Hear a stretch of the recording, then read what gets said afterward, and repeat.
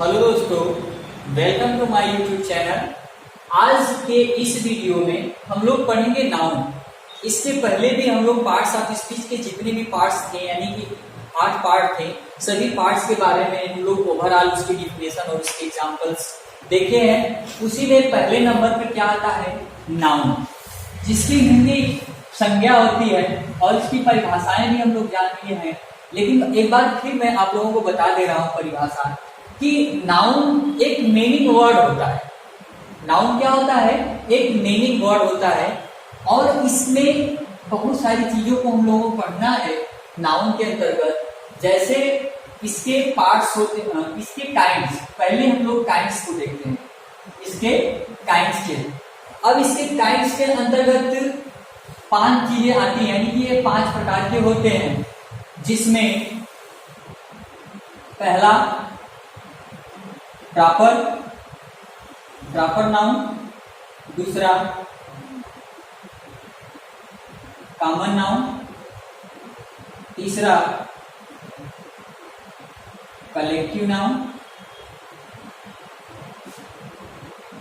चौथा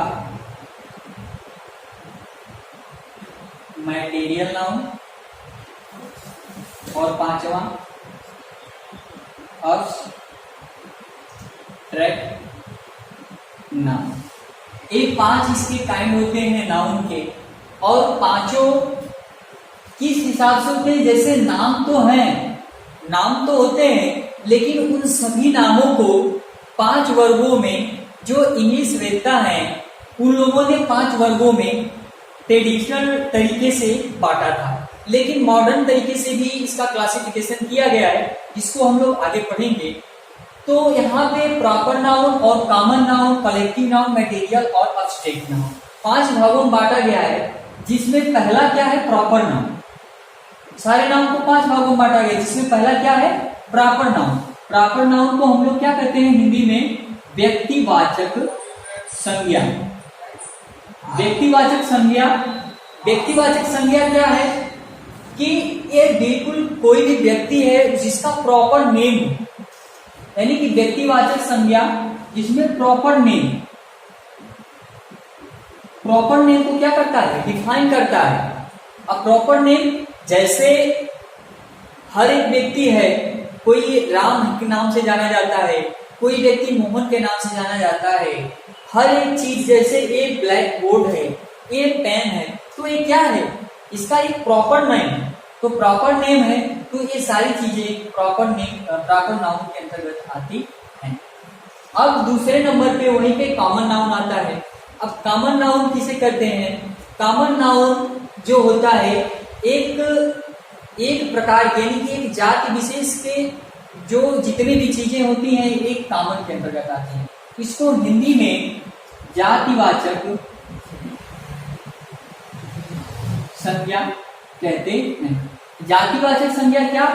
कि एक ही जाति के या प्रजाति के जितने भी नाम होंगे एक नाम से उसको बुलाया जाता है, यानी कि एक ही जाति प्रजाति के नाम से जितने भी नाम होंगे या जितनी भी चीजें होती हैं उसको एक ही में रखा जाता है। जैसे मान लीजिए रिवर है, रिवर है, तो ये कॉमन नाउन है। और ये क्यों कॉमन नाउन है? क्योंकि इसके अंतर्गत बहुत सारी इसकी चीजें हैं, जैसे गंगा है, यमुना है, गोदावरी है, ब्रह्मपुत्र है, तो बहुत सारी नदियां हैं, उनके प्रॉपर नेम है, लेकिन उसको मिला करके एक नाम में अगर हम उसको पुकारेंगे, अगर कहेंगे, तो वो रिवर हो जाएगा। इस तरह से जैसे माउंटेन्स हैं, बहुत सारे उसके नाम हैं, माउंटेन्स हैं, तो इसको हम लोग जैसे गर्ल्स हो गया, बॉयज हो गया, तो स्टूडेंट हो गया, तो ये सारी चीजें हम कॉमन नाउन के अंतर्गत रखते हैं। फिर वहीं पे कलेक्टिव नाउन, जिसको हम लोग हिंदी में समूह वाचक संज्ञा करते हैं। कलेक्टिव नाउन हमेशा एक समूह में होते हैं। इसमें होते हैं एक हमेशा समूह में होते हैं। एक बंच, जैसे जो बंच है, गुच्छा है, तो किसमें है? ये समूह में है। आर्मी होती है, टीमें होती है, तो हमेशा किसके अंतर्गत होती है? समूह के अंतर्गत होती है। तो ऐसा नाम जो हमेशा समूह के अंतर्गत हो, उसे हम लोग कलेक्टिव नाउन या समूहवाचक संज्ञा कहते हैं। फिर इसमें एग्जाम्पल्स में बंच हो गया, आर्मी हो गया, इस तरह से सारी चीजें कलेक्टिव नाउन के अंदर होगी। फिर उसके बाद मटेरियल नाउन। मटेरियल नाउन क्या होता है, इसको हम हिंदी में पदार्थवाचक संज्ञा कहते हैं। पदार्थवाचक संज्ञा यानी कि वे सारे नाम जिसको हम लोग माप या तौल सकते हैं। बिल्कुल एक आसान सी भाषा में हम लोग सब कह सकते हैं कि मटेरियल नाउन के अंतर्गत जितने भी नाम आएंगे वो सभी आप उनको माप या तौल सकते हैं, ठीक है।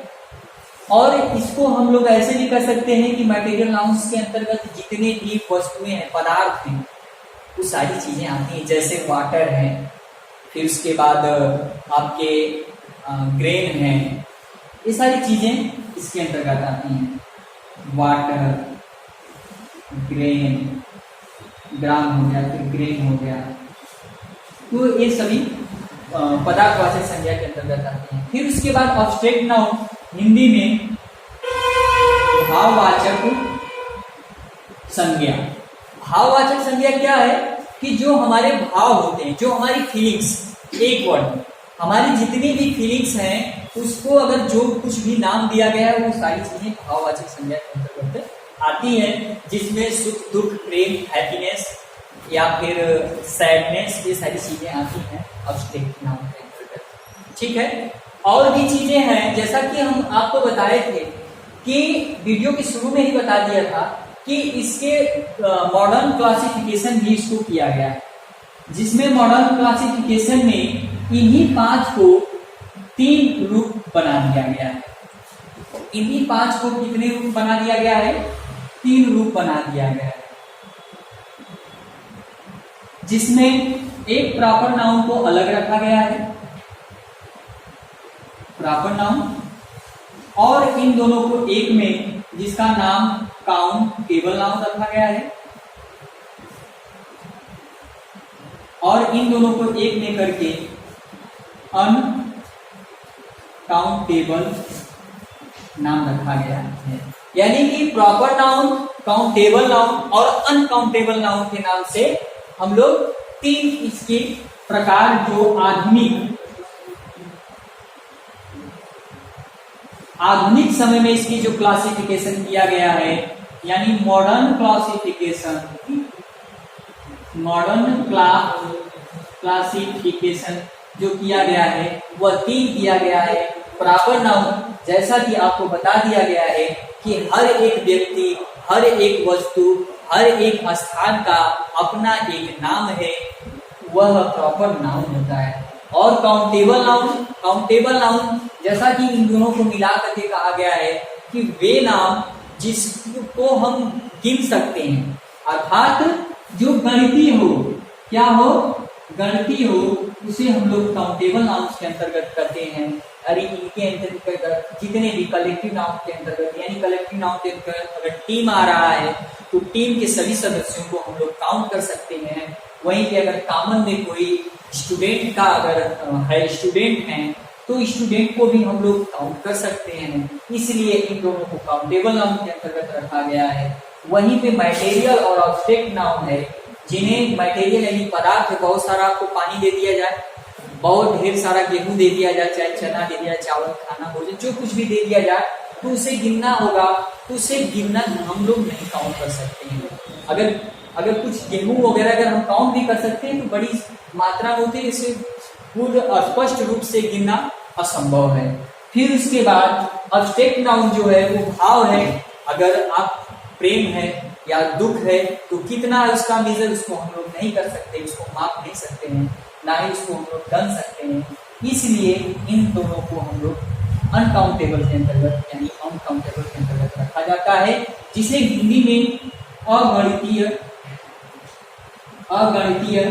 संज्ञा कहते हैं। इस तरह से मॉडर्न क्लासिफिकेशन और एक पुरानी जो ट्रेडिशनल क्लासिफिकेशन जो किया गया है, इस तरह से है कि इसके 5 है और मॉडर्न में 3 क्लासिफिकेशन किया गया है।